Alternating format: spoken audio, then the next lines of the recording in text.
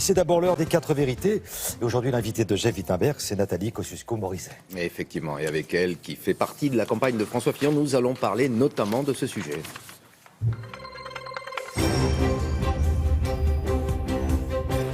Et effectivement, bonjour Nathalie Kosciusko-Morizet. Bonjour. Alors demain soir, vous allez faire partie des 17 personnalités des Républicains qui vont tenir des meetings un petit peu partout en France. Vous serez en Bretagne, près de Saint-Brieuc, je crois. Vous allez tenir ce meeting avec quel sentiment dans le contexte actuel? Sans état d'âme, par devoir ou avec conviction? Avec de la détermination, tout simplement. C'est une campagne qui se mène dans un contexte difficile. Je ne vais pas vous raconter le contraire.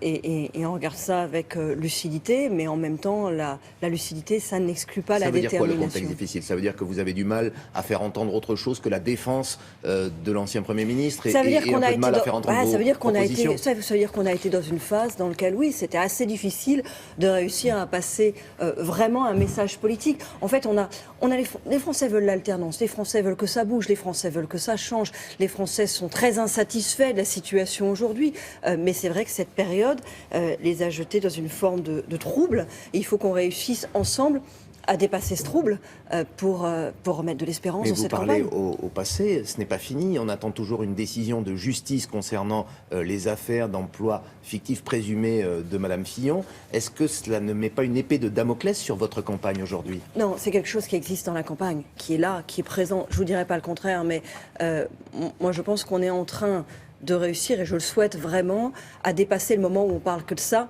Vous en avez le sentiment? Pour pouvoir parler des Français, pour pouvoir parler de ce qu'on va faire du prochain mandat, pour pouvoir parler de comment on s'en sort aujourd'hui. Oui, je pense qu'il y a aussi, il y a parmi les Français à la fois ce trouble qui subsiste, et puis on fait une forme de ras-le-bol, d'envie qu'on parle aussi d'autres choses et de leurs sujets à eux. Et cette nouvelle affaire de fraude fiscale qui viserait Thierry Solaire, le porte-parole de François Fillon, est-ce que cela ne va pas contribuer à accentuer vos ennuis? On a bien compris qu'on allait nous en feuilletonner tous les mercredis. Le mercredi, donc c'est le jour de l'apparition du canard.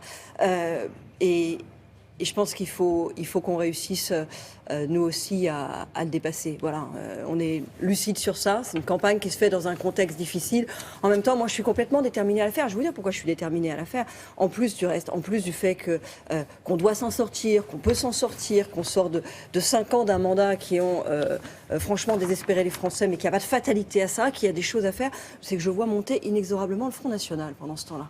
Pour moi, c'est annoncé au deuxième tour, non pas face à François Fillon, mais face à Emmanuel Macron aujourd'hui. Monsieur Fillon n'est plus qualifié pour le second tour. On viendra après à la question de savoir face à qui c'est. C'est des sondages qui se jouent à un point, et la campagne, c'est la campagne qui déterminera ça. Mais je vois un fait majeur qui est que le Front National est très haut, qu'il est de plus en plus haut. On a le sentiment. Il prend des voix où? Chez vous, notamment, parmi vos électeurs? Mais un peu partout. Et moi, je pense que le premier combat, il est là. Le premier combat, il est à dire aux Français que c'est pas fichu, qu'il y a autre chose de possible. Il y a comme un peu une envie de chaos parfois, on a l'impression. Les Français en ont tellement assez, ils en ont tellement marre, ils ont tellement envie que ça change. Moi, je crois que pour la plupart d'entre eux, ils y croient pas. Ils savent que ça marcherait pas, que c'est pas une solution, que ce discours. Et ils croient.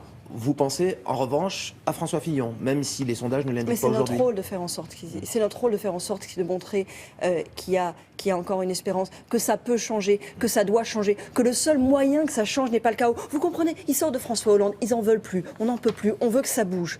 Et la question, c'est est-ce que ça peut bouger avec des vrais projets? Et il y a cette tentation, parce qu'on en a tellement marre, qu'il y a tellement de colère, de se dire allez, on choisit le chaos, on choisit Marine Le Pen. Non, moi je crois qu'il faut qu'on fasse la démonstration qu'on peut encore s'en sortir. Et s'en sortir, pour moi, c'est François Fillon. C'est le seul vrai programme réformateur. C'est le seul vrai programme de transformation construit et clair. Parce que si vous voulez, quand vous regardez les autres offres, bon, vous avez le rêve. Le rêve, après, ça fait rêver ou pas, mais une forme d'utopie socialiste avec Benoît Hamon, dont même les socialistes ont dit dans la primaire que même eux, pour beaucoup d'entre eux, ils y croyaient plus. Et puis vous avez cette espèce de flou, d'ambiguïté d'Emmanuel Macron, qui à la fois... Un flou qui jamais ne vous attirera si demain Emmanuel Macron était élu président de la République, vous excluez totalement, Madame Kosciusko-Morizet, d'entrer dans une future majorité? J'ai dit très clairement, quand il était ministre de François Hollande, que je trouvais parfois qu'il disait des choses intéressantes. J'avais même fait une vidéo marrante pendant la primaire, parce que parfois, j'avais l'impression qu'il reprenait les choses que je disais. J'avais fait un montage, j'avais dit quand même, mettez un peu de copyright là-dedans, sur le fond. Maintenant, sur la... Vous avez parlé de Madame Attendez, je voudrais finir sur Emmanuel Macron. Maintenant, sur le projet qui représente ou qui ne représente pas, qu'est-ce qu'on a aujourd'hui? D'abord, on a du socialisme masqué. C'est-à-dire qu'Emmanuel Macron n'a jamais clarifié sa position vis-à-vis du bilan. Écoutez, il a été ministre de François Hollande, il a été son conseiller économique au moment où François Hollande faisait toutes les hausses d'impôts.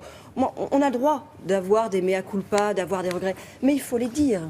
Il faut être clair avec ça. C'est tout ce que vous lui demandez, car vous avez dit... Deuxième chose, c'est du socialisme flou.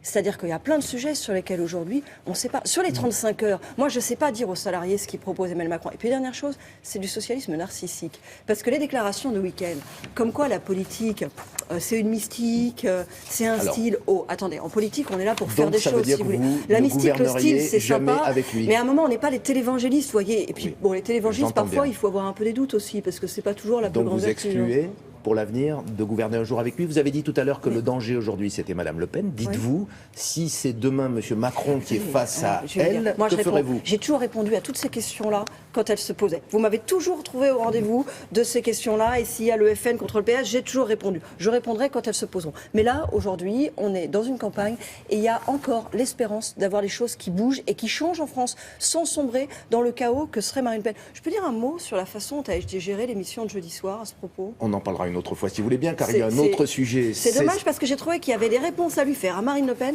qu'on aurait aimé. Il y aura d'autres émissions. On aurait aimé qu'elle soit interpellée un petit peu au-delà de ce que ça a été. Vous aurez sans doute l'occasion d'être confronté à elle, peut-être, ou à d'autres personnalités du Front National. Une autre question est dans l'actualité aujourd'hui, celle de la tension qui continue de régner dans les quartiers.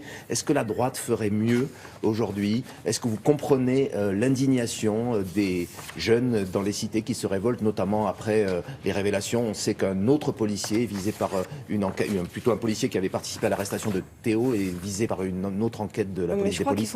Je crois qu'il faut faire la part des choses. La fameuse expression pas d'amalgame qui est tellement décriée, c'est pour tout le monde, si vous voulez.